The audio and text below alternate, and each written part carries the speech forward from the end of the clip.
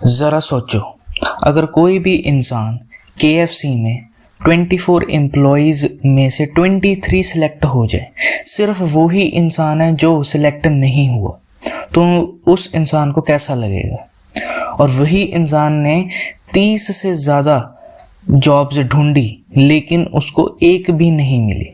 यहाँ 99% लोग give up कर जाते हैं, लेकिन 1% बनने के लिए चाहिए ढेर सारी हिम्मत और सेल्फ कॉन्फिडेंस। और जिस इंसान की मैं बात कर रहा हूँ वो है जैक मा, कि कैसे वो लोअर इनकम फैमिली से one of the Asia's richest man तक उनका कैसे इतना बड़ा सफ़र रहा। हाय, वेलकम टू माई चैनल। तो आज हम जानेंगे जैक मा के बारे में कि कैसे उन्होंने इतने सारे फेलियर्स के बाद भी अलीबाबा जैसी multi billion dollar tech company start की। जैक मा का जन्म एज मा यून करके हैंगझोउ चाइना में हुआ था 10 सितंबर 1964 में। जैक मा शुरू से ही इंग्लिश में बहुत ज़्यादा रुचि रखते थे और इंग्लिश सीखने का ही उनका शुरू से ही मन बना रहा।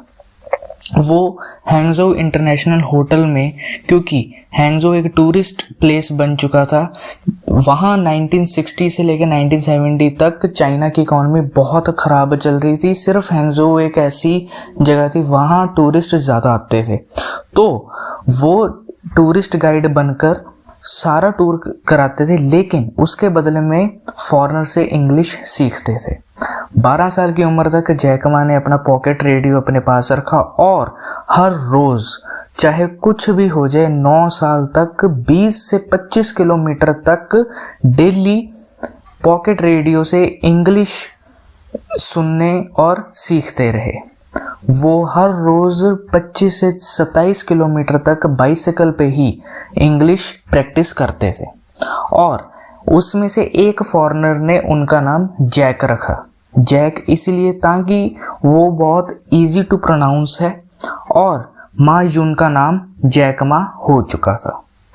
13 साल की उम्र से ही जैक मा ने अपना एंट्रेंस एग्ज़ाम दिया, लेकिन पहली ट्राई में वो फेल हो गए।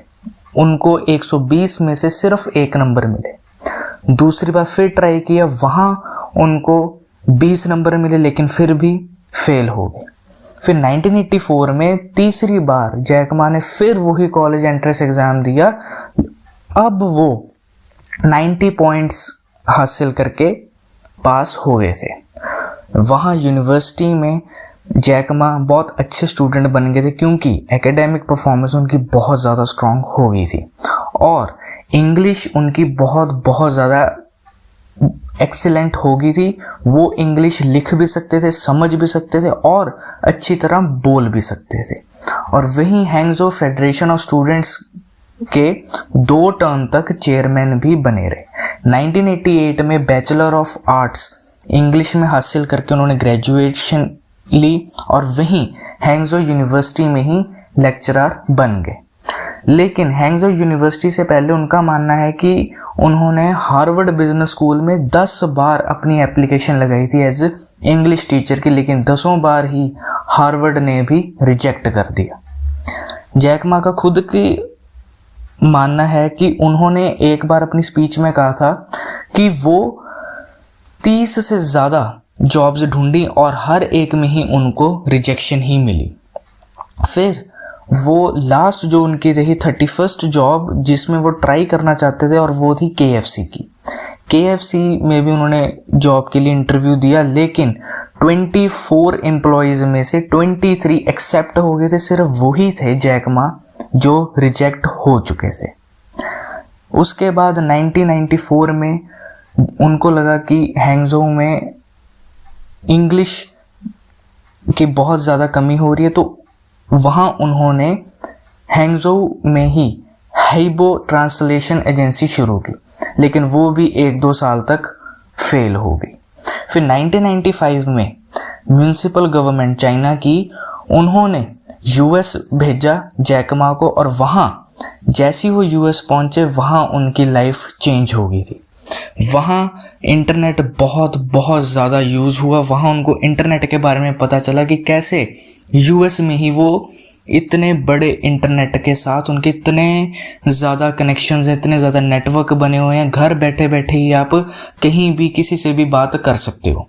तो वहाँ उनको लगा कि जो चीज़ यूएस में वो चीज़ चाइना में क्यों नहीं है। और वहीं चाइना को वहाँ यूएस में लेकर आने के लिए चाइनीज़ के लिए ही उन्होंने एक न्यू वेबसाइट बनाई chinapages.com करके। उसका रजिस्ट्रेशन भी ले लिया, लेकिन वो 9 बजे ही लाइव होगी और 12:30 बजे तक इन्वेस्टर्स के मेल्स आने शुरू हो गए। वहाँ फंडिंग भी मिलनी स्टार्ट होगी, लेकिन वो भी अप्रैल 95 तक फेल हो गई। फिर 10 मई 95 तक चाइना पेजेस का जो उन्होंने डोमेन लिया हुआ था वो उन्होंने बेच दिया। और वो उस टाइम 1995 में उस टाइम $8 लाख का बिका। और उस पैसों से ही वो यूएस में क्विट करके चाइना वापस आया और चाइना में ही 1999 में अलीबाबा कंपनी शुरू की, जो कि business to business B2B market place बनाई 18 दोस्तों के साथ अपने ही अपार्टमेंट में। और अक्टूबर 1999 से लेकर जनवरी 2000 तक अलीबाबा को टोटल $25 मिलियन की फंडिंग मिली, जिसमें गोल्डमैन सैक्स ने $5 मिलियन लगाए और सॉफ्ट बैंक ने $20 मिलियन लगाए। जैक मा ने इन्हीं पैसों से अपने ही ग्लोबल ई कॉमर्स बिजनेस को और ज़्यादा फैलाया और 2003 में उन्होंने अलीबाबा के साथ ही एक पेरेंट कंपनी शुरू की जिसका नाम था ताओबाओ मार्केट प्लेस, एक कस्टमर टू कस्टमर बनाई।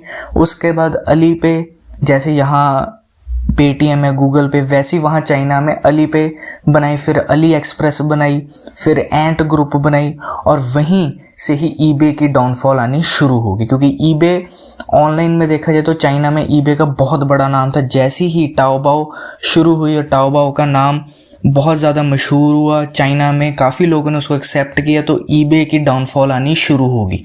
और डाउनफॉल वो नहीं सह पाए तो इसीलिए ईबे ने अलीबाबा को ताओबाओ खरीदने का ऑफर दिया और वहाँ जैक मा ने रिजेक्ट कर दिया। बल्कि रिजेक्शन के बाद भी याहू के को फाउंडर जेरी यांग ने बदले में उनको $1 बिलियन की इन्वेस्टमेंट दी। और सितंबर 2014 में अलीबाबा ने अपना 2014 में उस टाइम का दुनिया का सबसे बड़ा IPO लॉन्च किया न्यूयॉर्क स्टॉक एक्सचेंज में, जो था $25 बिलियन का। और फास्ट फॉरवर्ड अगर अब देखा जाए तो 10 सितंबर 2018 तक उन्होंने एग्जीक्यूटिव चेयरमैन से रिज़ाइन दे दिया और जैक मा 1 अक्टूबर 2020 को रिज़ाइन कर गए एज ए चेयरमैन अलीबाबा के।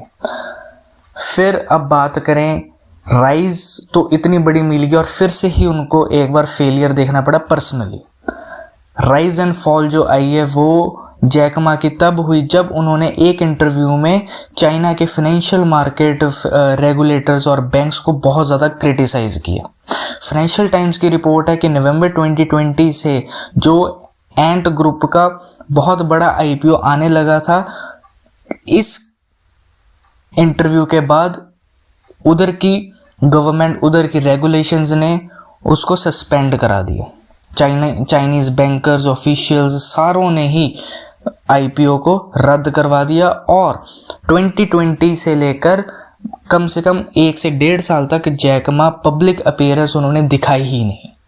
फिर 20 जनवरी 2021 में पब्लिक अपीयरेंस दिखाई एज ए चैरिटेबल इवेंट में, और वो भी वीडियो लिंक के दौरान। फिर फेब 21 में चाइनीज़ आइलैंड में गोल्फ खेलते हुए की दिखाई।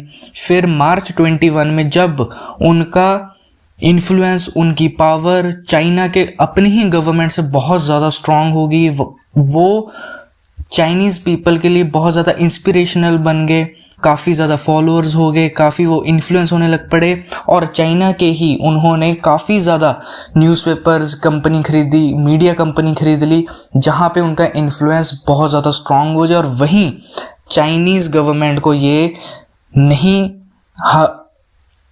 हुआ कि वो कैसे चाइना की अपनी गवर्नमेंट से भी ऊपर एक बिजनेसमैन का इन्फ्लुएंस रख पा रहे हैं।